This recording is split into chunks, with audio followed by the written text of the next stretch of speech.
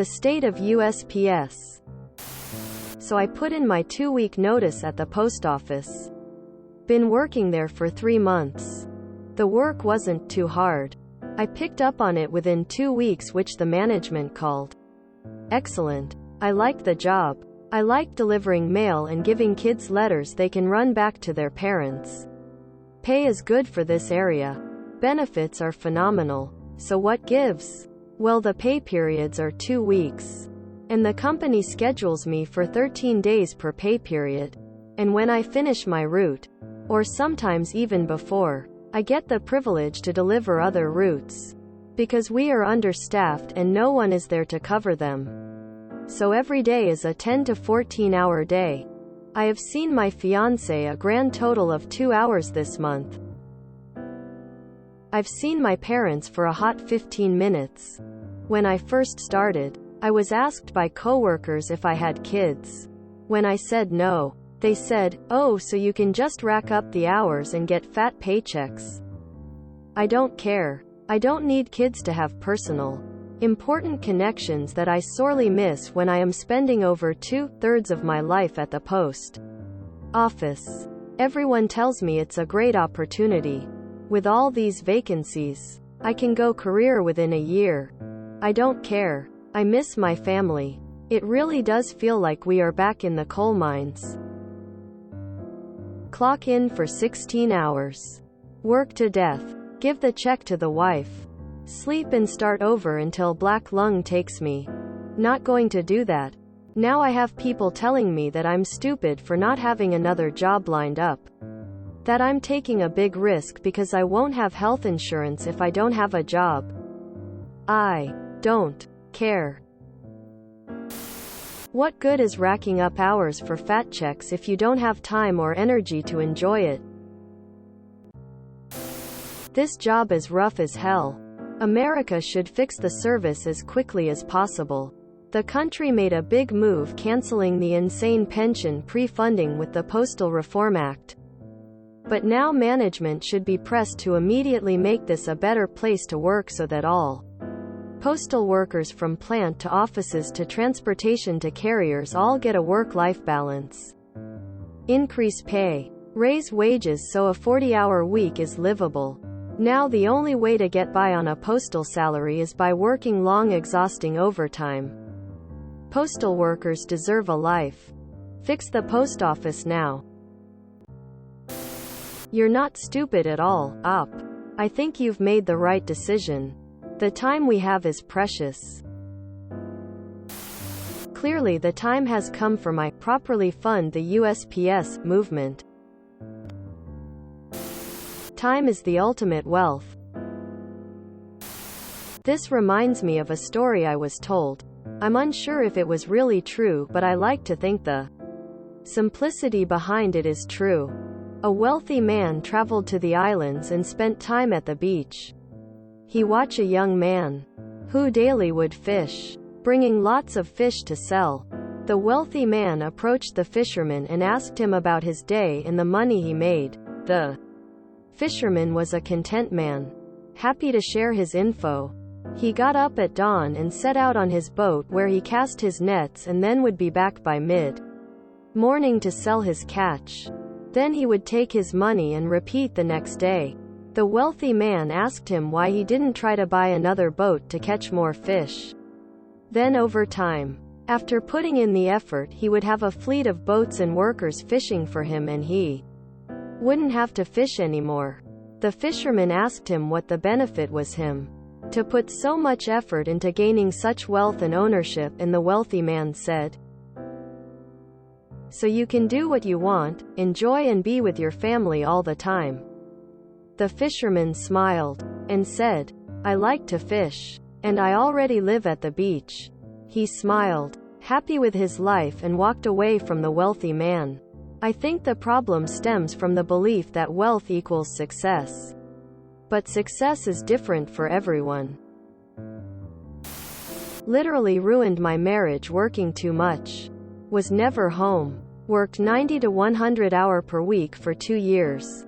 Had to actually schedule in advance to see family and even my wife. Money doesn't fix what you miss at home. I promise. Write this up and send it to Mitch McConnell and Chuck Grassley. Though I doubt they'd understand you're actually being serious.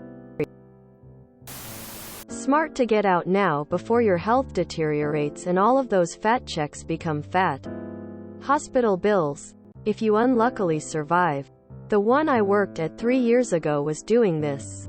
People were falling out, going to the hospital, and has crazy turnover. Is the pay even that good? Here in California I have seen ads for starting pay something like $18.75 an hour. For high call area, that is not a lot. I wonder what the pay is elsewhere. The mail never ends. Somewhat related. Meanwhile, the local USPS claim to be understaffed. We sometimes don't get mail for 5 days or more because of this. Yet I and 4 other people I know have applied for the route driver position they've been advertising for 3 months. And none of us got hired. All different ages, backgrounds, and educations. 2 weeks is 14 days more than I gave them after my 3 months. First job in a long time I just bailed on. RCA work is definitely predatory. Oh, you are good at your job? Cool. Go deliver these packages so you are actually the last one out. Not to mention the routes rated for 8 hours that took me no less than 10. And I also wasn't an idiot. I even got in trouble one time for not letting them know I had things to do on my day off when they tried calling me in. Easily the worst job I ever had. You need to read Post Office by Charles Bukowski. You may have dodged a bullet, my friend.